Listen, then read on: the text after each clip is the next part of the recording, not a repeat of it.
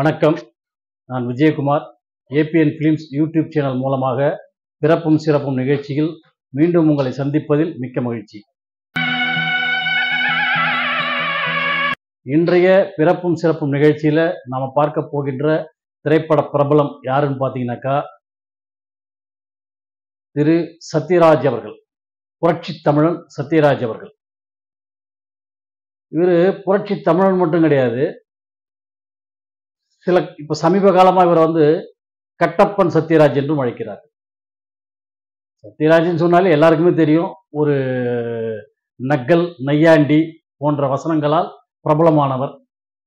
நடிப்பால் மிக சிறந்த இடத்தை பிடித்தவர். இவர் ஆரம்பத்தில் வில்லனா தான் வந்தார். வில்லனா தான் இவர் சினிமா துறையில அடியெடுத்து வச்சார். வில்லனா நடிச்சுக்கிட்டு இருந்தவர் சாவி அப்படிங்கிற படத்துல ஒரு கதாநாயகனாக உருவெடுத்தார். வில்லனாக ஒரு 40 படங்கள் நடிச்சிட்டார். சாவிங்கிற படத்துல கதாநாயகனா இரட்டை வேடத்தில் நடிச்சார்.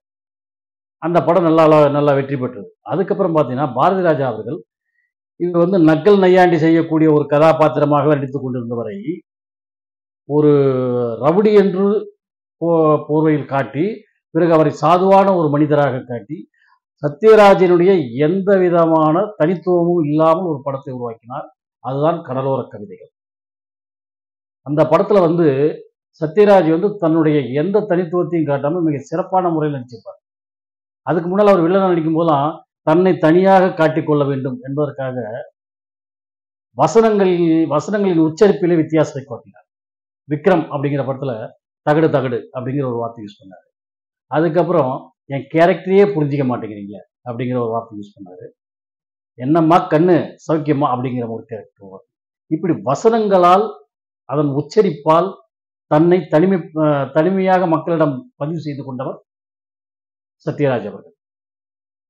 அவர் தொடர்ந்து நிறைய படங்கள்ல கதாநாயகன் நடிச்சிருக்கிறார். கடலோர கவிதைகளுக்கு அப்புறம் தொடர்ந்து ஏகப்பட்ட படங்கள் நடிச்சுட்டு இருந்தாரு. அவரே ஒரு படத்தை இயக்கினார். அதாவது வில்லாதி வில்லம் அப்படிங்கிற ஒரு படத்தை அவரே இயக்கி அதில் 3 கதாபாத்திரங்கள், 3 ஹீரோ நடிச்சார். ட்ரிபிள் ஆக்ஷனா நடிச்சார்.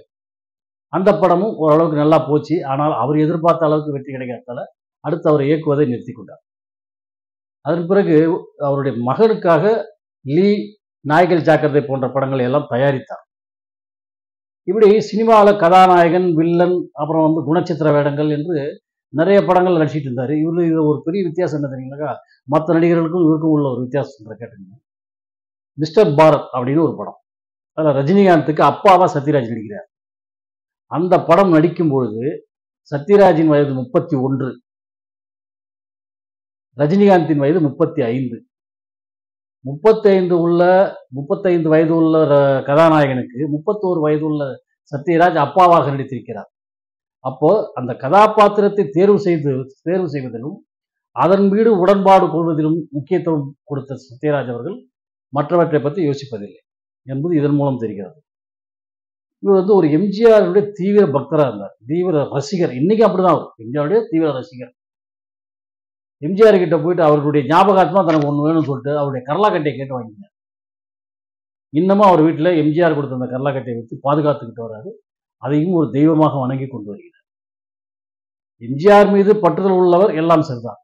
ஆனால் பெரியார் மீது பெரிய பக்தி உடையவர். அதாவது கடவுள் இல்லை என்ற கோட்பாடு கொண்ட சத்யராஜ் அவர்கள் பெரியாரை கடவுளாக நேசித்தவர். அதனால்தான் தந்தை பெரியார் என்ற படத்திலே சம்பளமே வாங்காமல் பெரியாராக நடித்தார். ஏன்னா அவர் மேல உள்ள பற்றுதல் அப்படி. பெரியார்ங்கிற படத்துல இவர் சம்பளமே வாங்க பெரியாராக நடிச்சார். இவ்வளவு படங்கள்ல கதாநாயகன் நடிச்சிட்டோம், கேரக்டர் ஆர்டிஸ்டாக நடிச்சிட்டோம், வில்லனாவும் நடிச்சிட்டோம். வில்லனா நடிக்கும் போது நம்பியார் வீரப்பாவுக்கெல்லாம் டப்பு கொடுக்குற அளவுலாம் வில்லனா பண்ணோம். அதுக்கப்புறம் பல ஹீரோக்களை ஓரங்கட்டுற அளவுக்கு நம்ம ஹீரோவை வளர்ந்தோம். இருந்தாலும் நம்மளால ஒரு வரலாற்று மிக்க படங்கள், அதாவது சரித்திர படங்கள் நடிக்க முடியாமல் இருக்குது அப்படின்ற ஒரு ஏக்கம் அவருக்கு இருந்தது. அந்த ஏக்கத்தை பூர்த்தி செய்தவர் ராஜமௌலி அவர்கள். பாகுபலி என்ற படத்தில் கட்டப்பா என்ற கதாபாத்திரத்திலே சத்யராஜை நடிக்க வைத்ததால் அவருடைய ஏக்கம் நிறைவேறியது. பாகுபலி என்ற சரித்திர படத்திலே கட்டப்பா என்ற கதாபாத்திரத்தில் சத்யராஜ் நடித்ததுக்கு அப்புறம் அவரை கட்டப்பா சத்யராஜ் என்று அழைக்க ஆரம்பித்தார். அந்த அளவுக்கு அந்த கதாபாத்திரத்துக்கு உயிர் கொடுத்து மிக சிறப்பாக நடித்தார் சத்யராஜ் அவர்கள். இன்னமும் மிக சிறப்பான முறையில் நடித்துக் கொண்டிருக்கின்றார். படங்களை தயாரித்துக் கொண்டிருக்கின்றார். மிக சிறந்த நடிகராக தமிழ் மக்களிடையே இன்னமும் அவர் சிறப்பாக தோன்றிக் கொண்டிருக்கின்றார்.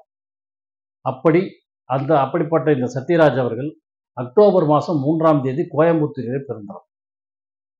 இந்த அக்டோபர் 3ஆம் தேதியை நாம் எப்படி கொண்டாட வேண்டும் என்பதற்கு உதாரணமாக சில விஷயங்களை சொல்கிறேன்.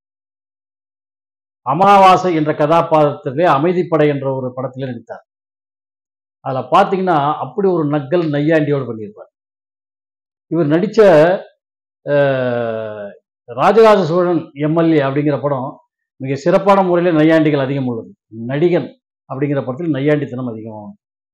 நையாண்டியும் நக்கலும் அதிகமாக கொண்டு நடித்து புகழ்பெற்ற சத்யராஜ் அவர்கள் பிறந்த இந்த அக்டோபர் 3ஆம் தேதியை நையாண்டிகள் தினமாக கொண்டாடுவோம் என்று கூறி விடைபெறுகிறேன். நன்றி, வணக்கம்.